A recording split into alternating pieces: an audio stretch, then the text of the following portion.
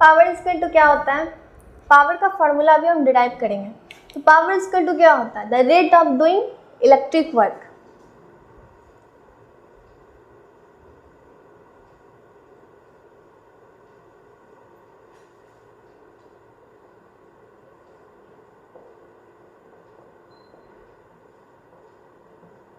इसका मतलब रेट का मतलब क्या होता है, 1/टाइम, ऑफ का मतलब into work.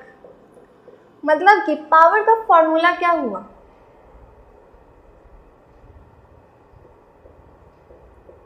Work by time, work by time. अब इसी फॉर्मूला से सारा फॉर्मूला को हम डिराइव करेंगे, जितना भी वर्क का फॉर्मूला है। तो देखिए पावर इक्वल टू जब वर्क बाई टाइम हुआ, तो अगर हमको पता चल जाए वर्क तो हम टाइम से उसको डिवाइड दे देंगे और हमको पावर निकल जाएगा।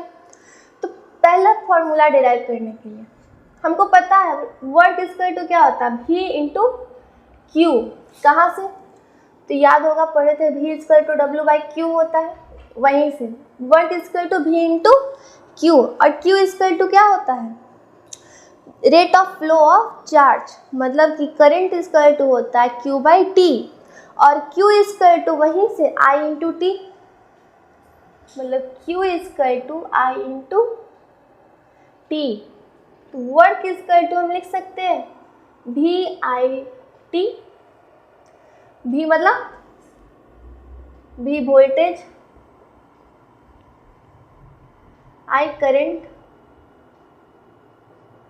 और T टाइम। अब बताइए ये वर्क का हम पहला निकाल लिए, अगर हम उसको टाइम से डिवाइड दे दे तो मेरा पावर का पहला फॉर्मूला पता चल जाएगा। तब निकालते हैं power equal to work by time. तो वर्क कितना है, VIT/T। तो T से T कट गया, बचा क्या, VI। मतलब पावर का पहला फॉर्मूला VI, पावर का पहला फॉर्मूला वोल्टेज इनटू करंट। अब दूसरा डिराइव करते हैं। अब देखिए VIT, तो इसी फॉर्मूला से अब हम डिराइव करेंगे सेकेंड। तो according to Ohm's law, Ohm's को क्या बोले थे, V डायरेक्टली होता है I के, तो वहाँ से एक फॉर्मूला निकला था ना V इक्वल टू IR। अब उसको यहाँ पुट करेंगे, ओम्स लॉ का formula V equal to IR। अगर हम इसको पुट किए यहाँ तो IR इंटू IT, V की जगह IR और IT ऑलरेडी था, तो क्या यहाँ बन जाएगा I square RT। Work equal to I square RT। I क्या है, करंट, R क्या होगा, रेजिस्टेंस। अब बताइए ये फॉर्मूला को हम पुट कर दें पावर में, तो वर्क की जगह क्या लिखाएगा, I स्क्वायर RT/T। T से T कट गया तो क्या बचा, I स्क्वायर R। पावर का second formula I square R। ये क्या हो गया, सेकंड फॉर्मूला डिराइव हुआ। अब थर्ड फॉर्मूला भी उसी से डिराइव करेंगे, वर्क इक्वल टू VIT।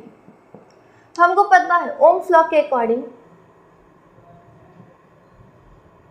जब V इक्वल टू IR होता है तो I इक्वल टू क्या होगा, V/R।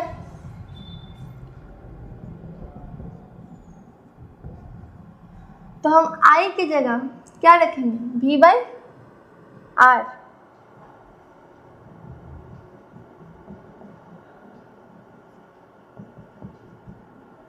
I की जगह रखाएगा V/R into T।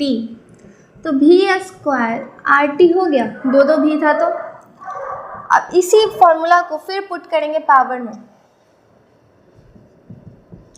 V square RT और नीचे क्या होता है, टाइम। तो T से T कट गया तो फॉर्मूला क्या बचा, V स्क्वायर R। मतलब पावर का third formula V square by R, जिसमें V क्या है, वोल्टेज, R क्या है, रेजिस्टेंस। अब देखिए तीन फॉर्मूला मेरा डिराइव हुआ। अब तीनों को हम एक जगह लिख लेते हैं। इतना समझ में आ गया कि तीनों फार्मूला हम किससे डिराइव किए हैं, कहाँ से लाए हैं। पहला फार्मूला इस यहाँ से स्टार्टिंग हुआ और हम तीनों फार्मूला को डिराइव कर लिए। अब देखिए पावर का 3 फार्मूला।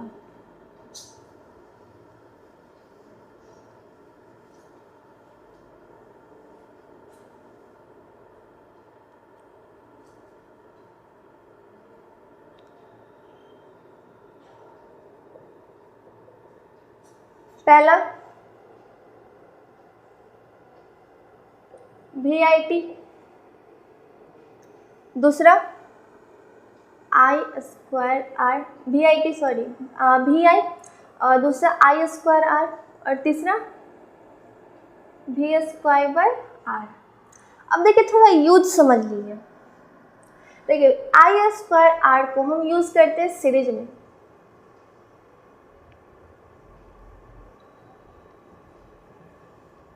V/R को यूज करते हैं पैरेलल कॉम्बिनेशन में। क्यों, अगर पूछेगा क्यों, तो सीरीज कॉम्बिनेशन में करंट क्या होता है, सेम। सीरीज में होता है करंट सेम या कांस्टेंट, और पैरेलल में क्या होता है, वोल्टेज होता है कांस्टेंट।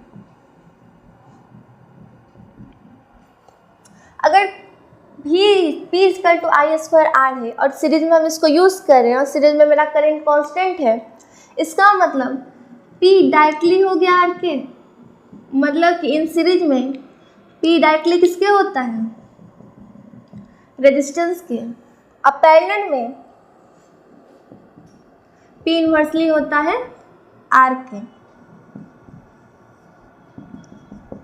ठीक, अब इतना को हम याद रखेंगे, इसका यूज करके आप ज़्यादातर क्वेश्चन को सॉल्व कर सकते हैं। सीरीज कॉम्बिनेशन रहेगा तो इसको लगाइएगा, पैरेलल रहेगा तो इसको लगाइएगा। ठीक है, अब इतना को या तो आप लिख लीजिए या तो स्क्रीनशॉट ले लीजिए।